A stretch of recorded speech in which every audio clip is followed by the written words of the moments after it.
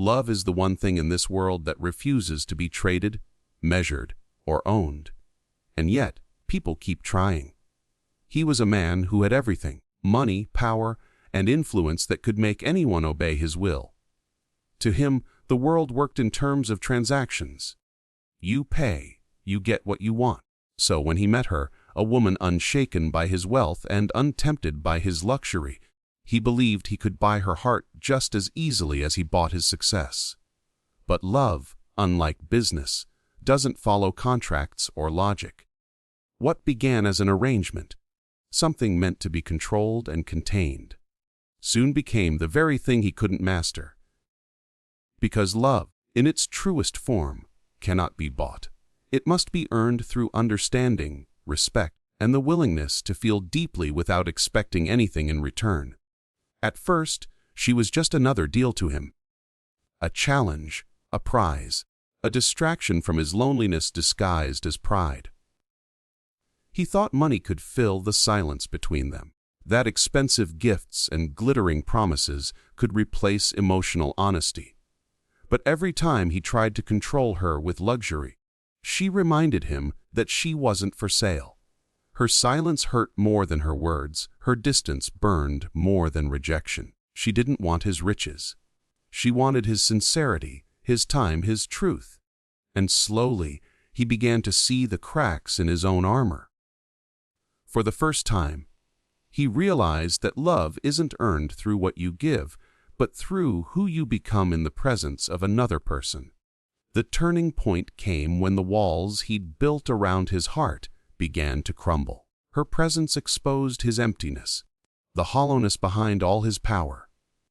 The dinners, the gifts, the grand gestures all began to feel meaningless when she looked at him and saw right through them. He found himself doing things he never thought he would. Listening instead of commanding, apologizing instead of arguing, feeling instead of hiding. Every smile she gave him wasn't bought, it was earned. Through patience, through vulnerability, through the painful process of learning that love doesn't respond to authority. It responds to truth. And truth cannot be bought, only offered freely. But earning love also meant losing control, and that terrified him. For a man who had always dictated the terms of his life, surrendering to emotion felt like weakness. Yet, in her eyes, he began to understand that surrender isn't weakness. It's freedom. The freedom to love without pretense, to care without fear, to give without expecting. He realized that real love isn't about possession or perfection, it's about presence. It's about choosing someone every day, even when it's inconvenient, even when it hurts, even when it doesn't make sense. She didn't need his wealth, she needed his honesty. And in finally offering it, he experienced the one thing all his money could never buy: peace. In the end, he paid for her love with everything he thought he valued, only to learn that the true price of love is not in dollars or diamonds, but in humility, trust, and time. He lost the comfort of control but gained the warmth of connection. She taught him that love is not a transaction. It's a transformation, a sacred exchange of souls, not signatures. And while money could build empires, only love could build meaning. He went searching for affection he could own, but found a heart he had to earn. And in earning it, he discovered something priceless. That the richest man in the world is not the one who has everything, but the one who has someone who loves him, not for what he gives, but for who he is. Pride is a beautiful poison. It gives the illusion of power while quietly killing everything pure that tries to grow around it. In their story, love didn't die because it was weak. It died because their egos were too strong. He was a man who had spent his life commanding the world, believing that vulnerability was a flaw and that surrender was defeat. She, on the other hand, had spent her life defending her dignity, refusing to kneel even when her heart wanted to reach out. Together, they were fire and steel, passionate, powerful, and utterly destructive when pride got in the way. Their hearts were drawn to each other with magnetic force, yet every time they got close enough to touch, ego pulled them apart. In the quiet war between love and pride, neither wanted to lose. But in trying to win, both ended up broken. For him, love had always been something to control. He mistook dominance for devotion and authority for affection. He believed that if he could dictate the terms of their relationship, he could protect himself from the chaos of feeling too deeply. But love doesn't follow orders, it rebels against control.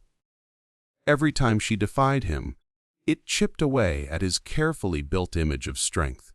He wanted her obedience, but what he truly needed was her acceptance, something he couldn't demand, only deserve.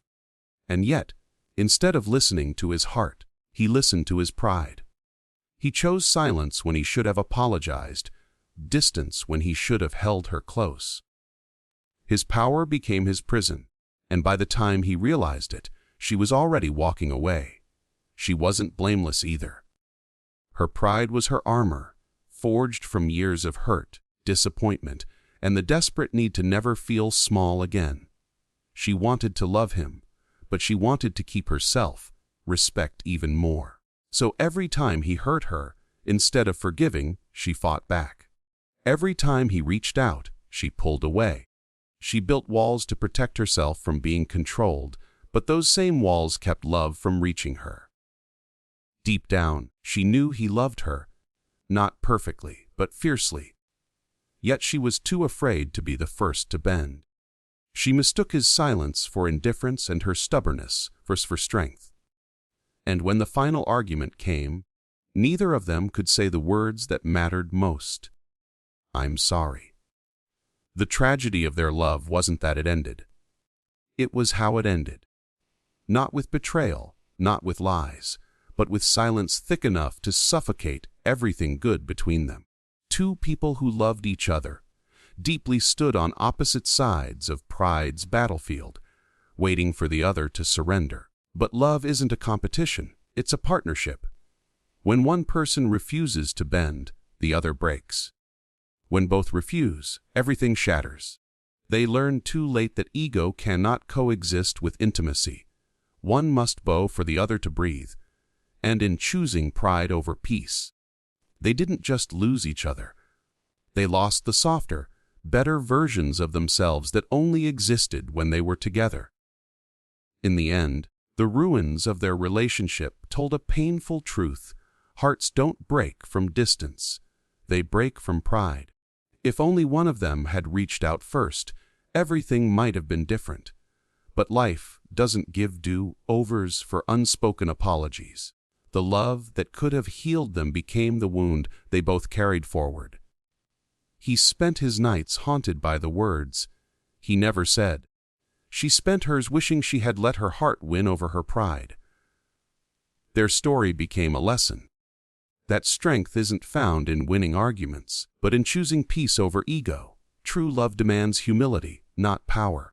And sometimes, the bravest thing you can do for someone you love isn't to fight them. It's to finally bend before you both break. We all wear masks, to hide our fears, to protect our pride, to survive in a world that mistakes vulnerability for weakness. He wore his mask better than anyone else. A man of wealth, influence, and power, he moved through life as if untouchable. His every word was calculated, every emotion buried beneath layers of control. People saw him as the man who had everything, but no one saw the truth, that behind the mask of authority lived a soul starved for connection. When she entered his life, she didn't see the CEO, the perfection, or the legend. She saw the man behind it, the one who doubted, and longed to be loved for who he really was. And that terrified him more than anything. Because love, true love, demands honesty, and honesty demands the courage to take off the mask. At first, he resisted. He tried to keep their relationship confined to the rules of the deal, structured, emotionless, transactional. But the more time he spent with her, the harder it became to maintain the facade. Her kindness disarmed him, her honesty unraveled him, and her eyes reflected a version of himself he had long forgotten. She wasn't impressed by his power or possessions, she was drawn to his flaws. Every time she challenged him, every time she made him feel something real, the mask cracked a little more. And when he finally let it fall, even for a moment, he felt something he hadn't felt in years. Peace. It was in her presence that he realized redemption doesn't begin with perfection. It begins with truth, the raw, unfiltered kind that strips you bare but also sets you free. For her, seeing him without the mask was both beautiful and painful. She had fallen for the man he hid, not the one he pretended to be. But when the truth finally surfaced, the lies, the secrets, the emotional walls, she didn't turn away out of hate. She turned away out of heartbreak. She wanted to love him, but she couldn't compete with his fear of being seen. Her own wounds reminded her how much it costs to love someone who doesn't love themselves yet. She wanted him to fight for her, but he was still fighting himself. And so, their love became both salvation and destruction. A mirror that showed them who they could be, and what they had to lose if they refused to change. Sometimes redemption demands distance, the painful space where one must choose between staying broken or becoming whole. For him, that distance became his reckoning. Alone, stripped of her warmth and laughter, he came face to face with the man beneath the mask, the one he had spent years running from. Without her, his empire felt hollow, his victories meaningless. He began to understand that all the success in the world couldn't redeem a heart built on lies. And so, he started again. He learned to speak honestly, to feel without shame, to apologize without fear. He learned that redemption isn't about erasing mistakes. It's about owning them. It's about choosing to become someone worthy of forgiveness, not because others demand it, but because your soul does. And when he finally saw her again, he didn't try to buy her love or beg for it. He simply stood before her as himself, unguarded, honest, and human. In the end, his redemption wasn't in winning her back, but in becoming the man who finally deserved her love. When the mask fell, the truth rose. And that truth, though painful, was his salvation. He realized that the greatest freedom comes not from power, but from authenticity.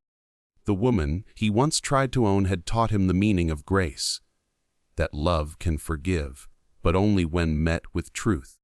Redemption begins the moment we stop pretending, when we face our reflection and accept both the darkness and the light. He spent his life building walls to protect himself from pain, but it was only when those walls fell that he truly began to live.